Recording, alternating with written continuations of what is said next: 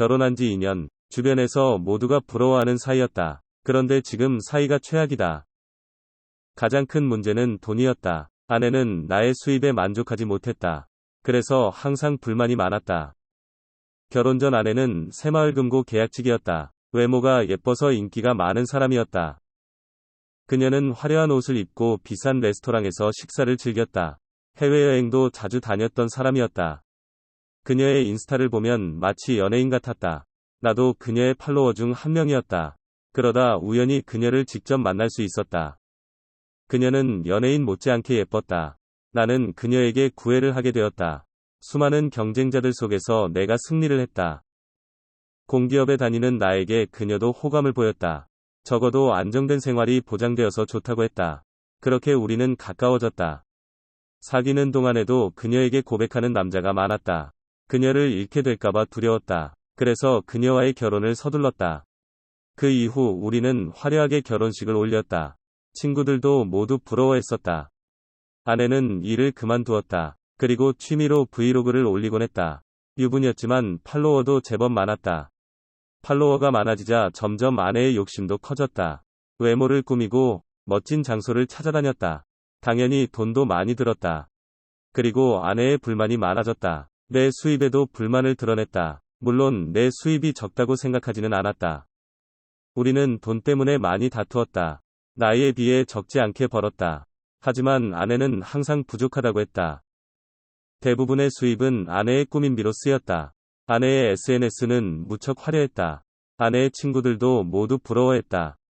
하지만 현실은 그렇지 않았다. 카드값 갚는 게 부담스러워졌고 항상 생활비에 쪼들렸다. 조금씩 아내는 가정에 소홀해졌다. 집안일은 거의 내 몫이 되었다. 그리고 아내는 집을 비우는 일도 많았다. 그 일로 아내와 다투기도 했다. 하지만 아내는 자신의 일을 존중해달라 했다. 그저 좋아하는 일을 할 뿐이라고 말했다. 이후 아내는 본격적으로 일을 시작했다. 매니지먼트 계약도 맺게 되었다. 관리가 들어가니 구독자도 급격히 늘었다. 하지만 인터넷 방송도 쉽지는 않았다. 아내보다 더 예쁜 스트리머도 많았고 아내는 나이도 적지 않은 유부녀일 뿐이었다. 그러자 회사에서 컨텐츠 방향을 바꾸기 시작했다. 점점 야한 복장이 많아졌다. 그리고 실시간 방송이 많아졌다. 실시간 방송에서는 미친 사람들이 많았다. 노골적으로 희롱을 하는 사람도 있고 특정 행위를 요구하는 사람도 많았다. 그때 아내도 힘들다고 했다. 하지만 점점 구독자가 늘어나고 수입도 많아졌다. 나는 당장 그만두라고 했다. 하지만 아내는 오히려 더 화를 냈다. 싫으면 그만큼 돈을 벌어오라고 소리쳤다. 아내도 조금씩 그들에게 적응을 해갔다. 그리고 그들의 요구는 더욱 많아졌다. 아내의 옷차림은 점점 더 과감해졌다. 그 일로 아내와 몇 번이나 싸웠다. 하지만 아내는 일일 뿐이라 했다. 나도 지쳐가기 시작했다. 아내의 컨텐츠를 보긴 했다. 하지만 실시간 방송은 외면했다. 구독자들과의 대화가 불편했기 때문이다. 내가 포기를 하는 듯 하자 아내의 활동은 더욱 많아졌다. 마치 연예인 같았다. 구독자들과 행사도 기획했고 외부 촬영도 잦아졌다.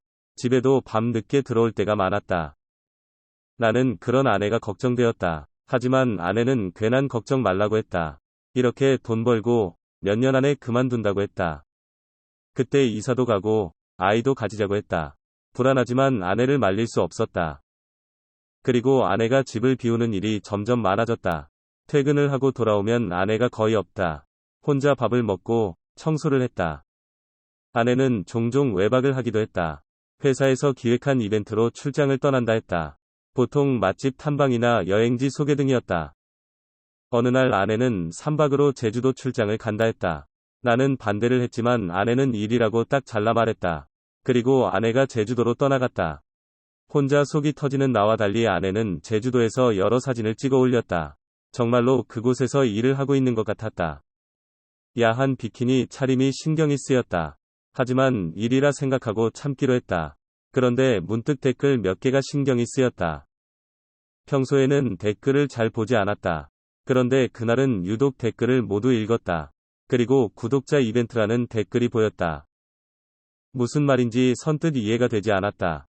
그래서 댓글들은 쭉 살피기 시작했다. 그리고 실시간 방송 영상도 다시 보았다. 예상대로 아내는 짧은 옷을 입고 있었다. 가끔씩 실수인 척 속옷 노출도 하는 것 같았다. 그때마다 후원금이 쏟아졌다. 댓글에는 저급한 말들이 가득했다. 마치 아내를 노예처럼 대했다. 그런데 아내 역시 그들에게 꼬리를 쳤다. 화가 치밀었지만 댓글을 다시 읽어나갔다. 그리고 방송 중 어느 후원자의 채팅이 눈에 들어왔다. 아내에게 제주도로 오라는 내용이었다. 제주도에 5성급 호텔을 잡아줄 테니 컨텐츠 제작을 해보라는 제안이었다. 아마도 이 사람이 아내를 제주로 가게 한 것 같았다. 이후 상세한 이야기는 따로 나눈 것으로 보였다. 그리고 아내는 제주도로 간 것이었다. 그 뒤로 온갖 이야기들이 채팅창을 채우고 있었다. 대부분은 아내가 그 큰손과 만날 것이란 이야기였다. 그리고 큰손과 무엇을 할지 기대하는 내용이었다. 제주도 컨텐츠에서도 비슷한 댓글들이 보였다.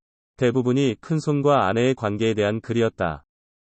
그렇게 아내가 제주도에서 돌아왔다. 아내는 아무 일도 없었다는 듯 행동을 했다. 하지만 저는 심장이 미친 듯이 뛰었다. 아내가 바람을 피고 있다는 증거는 없었다. 하지만 충분히 의심할 수 있는 상황이었다. 그래서 아내의 컨텐츠들을 미친 듯이 살폈다. 그 큰손이라는 사람은 방장 행세를 하고 있었다. 구독자가 많지 않았지만 그 큰손의 후원이 컸다. 사실상 그 사람이 아내의 물주였다. 그래서 아내는 그 사람을 붙잡으려 애를 썼다. 그 사람의 요구를 거의 들어주는 듯 했다. 두 사람의 관계를 암시하는 내용도 종종 보였다. 두 사람 사이의 개인적인 대화는 알 수 없었다. 내가 할 수 있는 것은 한계가 있었다. 그래서 아내에게 따지듯 물었다. 하지만 아내는 오히려 화를 냈다. 이것은 그냥 비즈니스일 뿐이고 그 사람은 주요 고객일 뿐이라고 했다. 제주도 역시 그 사람의 후원은 맞다. 하지만 그 사람이랑 간 건 아니라고 했다. 오히려 내가 위처증이 있다고 화를 냈다. 그 뒤로 우리는 거의 매일 싸웠다. 하지만 아내는 방송을 그만두지 않았다. 그러다 우리는 이혼을 하기로 했다. 아내는 당당하게 이혼 소송을 진행했다. 내 의심 때문에 결혼 생활이 파탄났다고 했다. 나는 위처증 환자가 되어버렸다. 그러던 중 일이 터져버렸다. 아내의 개인적인 사진이 유포된 것이었다. 어느 호텔에서 찍힌 사진이었다. 잠든 아내의 모습이 유출된 것이었다. 누군가 아내와 같은 침대에서 사진을 찍은 것이다. 좀 더 노골적인 사진들도 있었다. 결국 그 큰손과 함께 여행도 갔었고 후원금을 받고 그의 은밀한 요구도 들어줬던 것이었다. 남자는 그때마다 사진과 영상을 찍었던 모양이다. 이후 인터넷에 아내의 동영상이 떠돌게 된 것이다. 결국 아내는 방송을 중단했다. 아내는 그렇게 순식간에 몰락했다. 이혼 소송 역시 아내에게 불리하게 돌아갔다. 결혼 파탄의 책임이 아내에게 있는 상황이었다. 모든 게 내게 유리한 방향으로 끝이 났다. 아내가 잘못했다고 용서해달라고도 했다. 하지만 나는 그럴 마음이 없었다. 결국 우리는 이혼을 했다. 그 일로 아내는 방송도 중단했고 그 남자와도 소송을 벌였다. 그리고 아내는 여전히 방송을 했다. 이전보다 더 심한 방송이었다. 그렇게 점점 싸구려 이미지만 쌓여갔다. 시청자가 계속 줄어들더니 최근에는 그런 방송마저 접은 것 같았다. 가끔 오던 전화도 이제 오지 않는다. 성인 사이트에서 방송을 한다는 소리도 있고 외국으로 갔다는 소리도 있다.